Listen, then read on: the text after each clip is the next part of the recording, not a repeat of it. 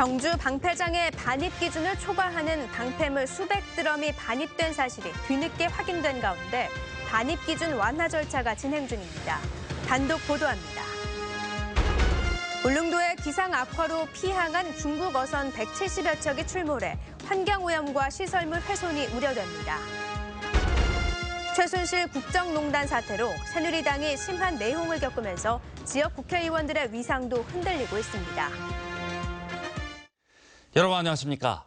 한국원자력환경공단이 경주 방패장에 반입 기준을 초과하는 삼중수소가 포함된 방패물 수백 드럼을 무단 반입한 사실이 뒤늦게 확인됐습니다. 하지만 방패물의 반입 기준을 완화하는 절차가 진행 중인 것으로 알려져 안전성 여부에 대한 의구심이 커지고 있습니다.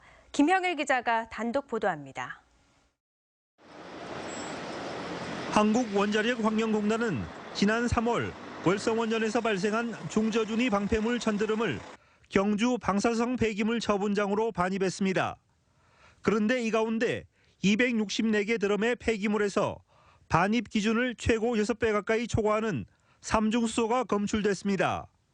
이 같은 사실은 지난 9월 원자력안전위원회 정기검사에서 뒤늦게 적발됐지만 처벌은 수백만 원의 과태료에 그칠 것으로 예상됩니다.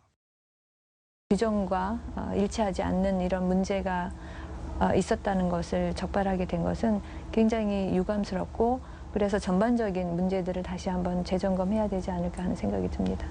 후속 조치도 제대로 이루어지지 않고 있습니다. 반입 규정을 어긴 방패물을 월성원전으로 되돌려 보내지 않고 8개월째 방패장에 임시 보관하고 있습니다. 원자력환경공단은 현재 방사성 폐기물의 반입 기준을 완화하는 방향으로 변경 절차가 진행 중이라며 앞으로는 적법하게 처리하겠다고 밝혔습니다. 저희가 원안이 이번 정기검사에서 이 지적을 받은 내용이고요. 앞으로 이제 그런 사례가 재발되지 않도록 저희가 관리를 철저히 하도록 하겠습니다. 방사성 폐기물의 반입 기준조차 제대로 지켜지지 않은 것으로 밝혀지면서 경주 방패장에 대한 시민들의 불신이 커지고 있습니다. MBC 뉴스 김향일입니다. 중국 어선 170여 척이 울릉도에 출몰해 섬을 포위하다시피 했습니다. 기상 악화로 피항을 온 건데 환경오염과 시설물 훼손이 우려됩니다. 이규설 기자입니다. 중국 어선 170여 척이 울릉도 앞바다에 새까맣게 몰려와 닻을 내리고 조동과 사동 등 주요 항구를 점령해버렸습니다. 중국 어선들은 골칫 덩어리입니다.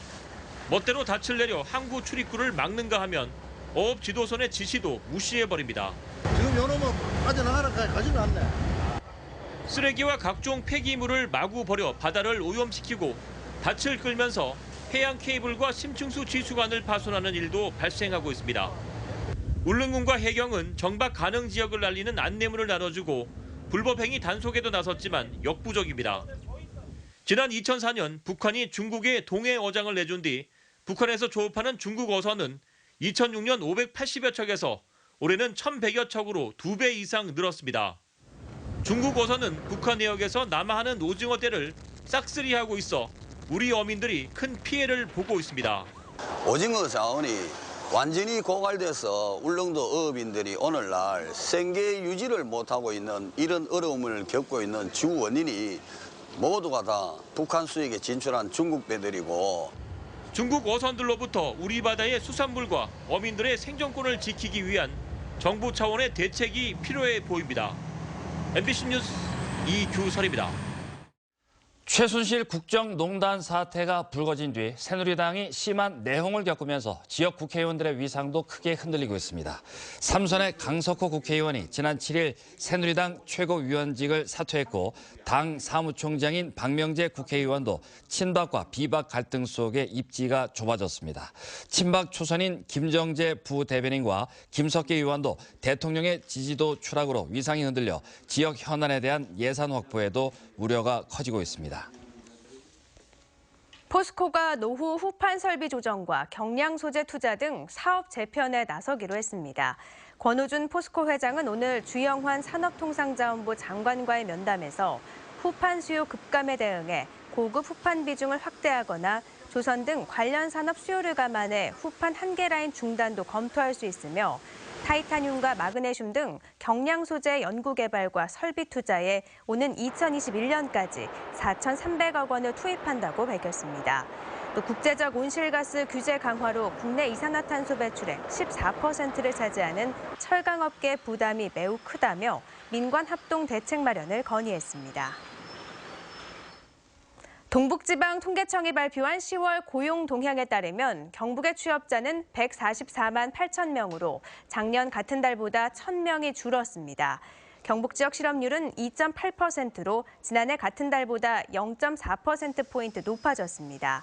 경기 악화 속에 도소매와 숙박음식점, 제조업, 건설업 부문의 취업자는 증가했고 개인 공공서비스업, 농림어업 취업자는 줄었다고 통계청은 설명했습니다.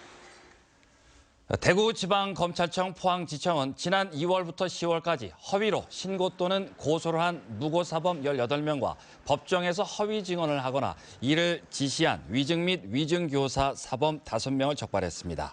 검찰은 이들이 합의금을 받고자 성폭력으로 허위 고소하거나 형사 책임을 회피하기 위해 허위로 증언하는 등 상대방에게 심리적, 경제적 피해를 주고 사법 질서를 저해했다고 밝혔습니다. 검찰은 앞으로도 수사기관에 허위로 고소하거나 재판 과정에서 허위로 증언하는 등 죄질이 불량한 사범에 대해서는 구속 수사하는 등 엄정 대처할 방침입니다.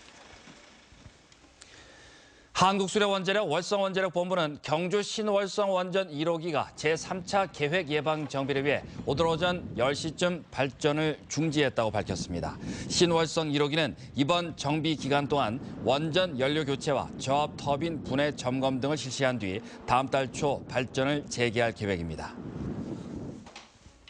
온실가스 감축을 천명한 파리 기후협약에 따라 지역의 대응 방안을 모색하는 월드 그린 에너지 포럼이 오늘부터 사흘간 경주 하이코에서 열립니다. 경상북도와 경주시가 주최하는 이번 포럼에는 전 유엔 기후 변화 협약 사무총장 등이 참석해 주제 발표를 하고 전문가 3천여 명이 신기후 체제와 지속 가능한 발전, 신재생 에너지 등에 대해 논의하는 분과별 세션이 이어집니다. 또 울릉도 자율주행차 도입을 위해 영국 히드로 공항에 자율주행차를 제작하는 웨스트필드 스포츠카와 경상북도 등이 업무 협약을 체결했습니다. 김관용 경상북도지사는 오늘 독도 영유권을 주장한 일본의 도쿄 집회를 강력 규탄한다고 논평했습니다. 김 지사는 독도를 국제 분쟁 지역화하려는 일본의 책략은 국제사회의 불신과 비난만 가중시킬 것이라며 비판했습니다. 일본 국수 정치인과 우익단체들은 오늘 도쿄 현정기념관에서 독도 문제 조기 해결을 촉구하는 집회를 열고 독도 영유권을 주장했습니다. 경북 사과 홍보 행사가 오늘 서울광장에서 열려 사흘 동안 이어집니다. 경상북도와 사과주산지인 시장군수협의회가 주최한 이번 행사는 경북 착한 사과를 주제로 시중가보다 저렴하게 사과를 판매하는 특판 행사와 시식, 시군별 홍보 등으로 진행되고 경북 과수 통합 브랜드인 데일리 선포식도 열렸습니다. 사과주산지 시장군수협의회는 홍보 행사에 앞서 정기총회를 열고 저품질 사과를 시장에서 경리할 수 있도록 수매 예산과 농작물 재보험 보상 범위 확대 등을 농식품부에 건의하기로 했고 이강덕 포항시장을 7대 회장으로 뽑았습니다. 오늘 정말 대한민국 대구 경북 전문직 단체협의회가 최순실 국정농단 사태와 관련해 박근혜 대통령의 하야를 촉구했습니다. 민주사회를 위한 변호사 모임, 건강사회를 위한 약사회, 치과의사회 등 6개 전문직 단체는 성명을 내고 최순실 국정농단 사태와 관련해 박근혜 대통령이 직무를 수행할 수 있는 정당성이 상실됐다며 즉각 사임해야 하고 특별검사를 임명해 철저한 조사가 이루어져야 한다고 요구했습니다. 오늘 경북 동해안 지역은 당초 예상과는 달리 큰 추위는 없었는데요. 내일부터 기온이 올라 모레 금요일에는 15도 안팎을 보이겠습니다. 송혜림 기상캐스터입니다. 네, 오늘 아침 경북 동해안 지역을 제외하고는 경북 전역에 한파특보가 발효됐었습니다. 대부분 영하까지 기온이 떨어졌는데요. 낮 동안에는 기온이 오르면서 한파특보 모두 해제가 됐고요. 경북 동해안 지역은 11도 내외의 기온을 보였습니다. 체감온도는 훨씬 낮을 것으로 예상됐지만 바람이 많이 불진 않아서 1도 정도만 차이가 났습니다. 내일 아침은 기온이 조금씩 오르겠습니다. 4도 안팎의 기온을 보이겠고요. 포항은 아침 최저 기온 6도로 오늘보다 약 3도 정도 높게 하루를 시작하겠습니다. 낮 기온 오늘보다 조금씩 오르면서요. 14도까지 예상되는데요. 내일까지는 그래도 옷 든든히 입으시는 게 좋겠습니다. 내일 밤 포항과 경주에는 한때 비가 내리겠습니다. 자세한 내일 날씨 알아보겠습니다. 경북 동해안 지역은 밤에 경북 서부 내륙부터 비가 시작되겠고요. 포항과 경주에는 밤 한때 비 소식이 있겠습니다. 아침 기온 울진과 영덕 4도, 포항 6도, 경주 2도로 하루 시작하겠고요. 낮 최고 기온 울진과 경주가 13도, 영덕과 포항은 14도가 예상됩니다. 울릉도에는 내일 밤 한때 비가 내리겠습니다. 아침에 울릉도가 6도, 독도 8도, 한낮에는 울릉도 11도, 독도 12도입니다. 내일 오후 동해바다에는 비가 내리겠습니다. 바다의 물결은 오늘보다 조금 낮아져서요. 최고 2.5m까지 일겠습니다. 당분간 하늘에 구름만 끼겠습니다. 또 낮 최고 기온 15도 안팎까지 오르면서 평년 수준을 회복하겠습니다. 기상정보였습니다. 경상북도 의사회는 오늘 경북 적십자사 포항 북구 나눔터에서 지역 어른 200여 명을 초청해 점심을 대접했습니다. 의사회는 또 참석 노인들의 혈압과 당뇨를 측정하고 일회용 밴드 200개를 나눠줬습니다. 제54주년 소방의 날 경상북도 기념식이 오늘 구미소방서에서 소방공무원과 의용소방대 등 200여 명이 참석한 가운데 열렸습니다. 기념식에서는 정부 포상 2명, 국민안전처 장관 표창 4명, 도지사 표창 14명 등 모두 71명의 소방 관련 공무원, 민간인 단체가 각종 상을 받았습니다. 올해 소방의 날 행사는 안전의 중요성과 희생 봉사 정신을 되새기고 현장에서 뛰고 있는 일선 소방대원들의 사기를 올려주기 위해 마련됐습니다. 한동대학교는 오늘 14일부터 3박 4일간 탄자니아 연합대학교에서 대학생들의 창업을 지원합니다.